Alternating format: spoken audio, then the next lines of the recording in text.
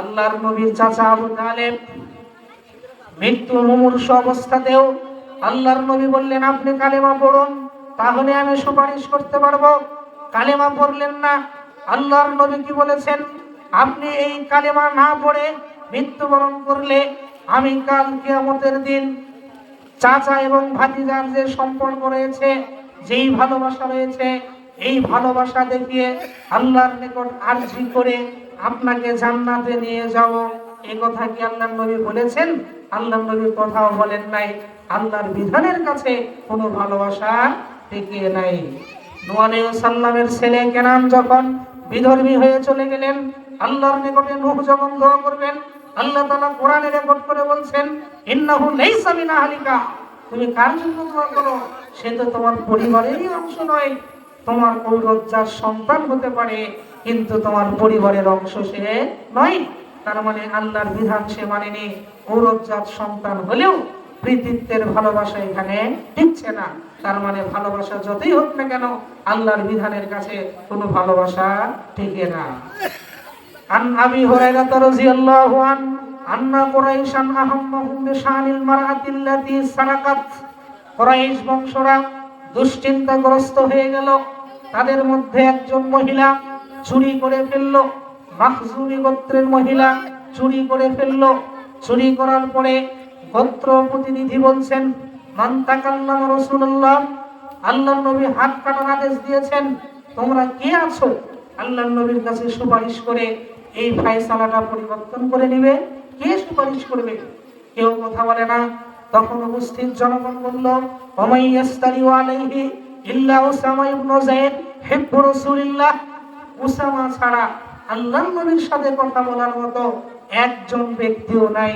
অর্থাৎ উসামাকে পাঠাও, আল্লাহর নবীর কাছে সুপারিশ করুক, আর এই মহিলার হাত কাটার ফয়সালা থেকে পরিবর্তন হয়ে অন্য কোনো ফয়সালা আল্লাহর নবী দেখ।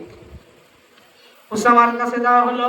উসামাকে বলা হলো, আপনি একটু সুপারিশ করুন। ফাতাকাল্লামা উসামা। উসামা আল্লাহর নবীর সাথে কথা বললেন।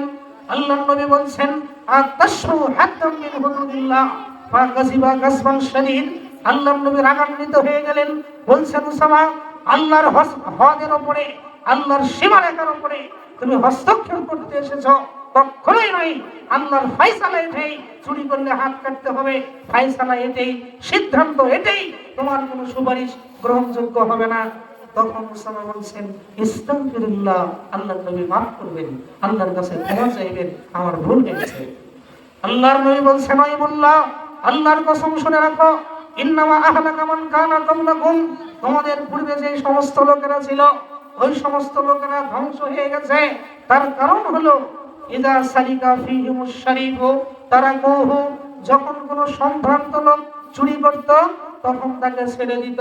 ওয়াইযা সালিকা ফীহিমুজ যায়ফু, যখন তাদের মধ্যে দুর্বল লোক চুরি করত, আকামু আলাইহিল হাদ্দা, তখন তার উপরে হদ প্রতিষ্ঠা করত। ওয়াল্লাহি, আল্লাহর কসম, লাউ আন্না ফাতিমা বিনতে মুহাম্মদ সারাকাত লাকাতাতু ইয়াদাহা, যদি আমার মেয়ে ফাতেমা চুরি করে, আমি এই মজলিসে বসে আমি তার হাত কেটে দেব, সামান্য পরিমাণ পরোয়া করব না। কেন? আল্লাহর বিধান হলো চুরি করলে হাত কাটতে হবে। আল্লাহর বিধানের কাছে কৃতিত্বের কোনো ভালোবাসা টিকবে না। তার মানে বুঝে গেল, আল্লাহর দেওয়া যে বিধান, এই বিধানের কাছে ভালোবাসা টিকে না। আপনাকে বুঝাইলাম ইব্রাহিমের পিতা আজরের কথা দিয়ে, আল্লাহর নবীর চাচা আবু তালেবের কথা দিয়ে, নূহ আলাইহিস সালামের ছেলে কেনানের কথা দিয়ে, তারপরে ফেরাউনের স্ত্রী আসিয়ার কথা দিয়ে, বানু মাখজুমি গোত্রের একজন মহিলার কথা দিয়ে, এগুলো সব কিছুই প্রমাণ হলো ভালোবাসা যতই থাকুক না কেন, আল্লাহর বিধানের উপরে, আল্লাহর আইনের উপরে কোনো ভালোবাসা প্রাধান্য পায় না। এই হলো ভালোবাসা দেখাইতে যে এক শ্রেণীর লোকেরা কোরআনকে অবমাননা করে আহলে বাইতকে সম্মান দিতে গেছেন। আমি আর একটু আলোচনা করে শেষের দিকে চলে যাব। আল্লাহর নবী মুহাম্মদ সাল্লাল্লাহু আলাইহি ওয়াসাল্লাম বলেন, আল কোরআনু শাফিউন মুশাফফাউন, কোরআন হলো শাফে, কোরআন সুপারিশ করবে, তার সুপারিশ কবুল করা হবে। হাদিসের শব্দ জামে এবং মানে, কোরআন সুপারিশ করবে, সুপারিশ কবুল করা হবে। সুপারিশকারী অনেকেই হতে পারে।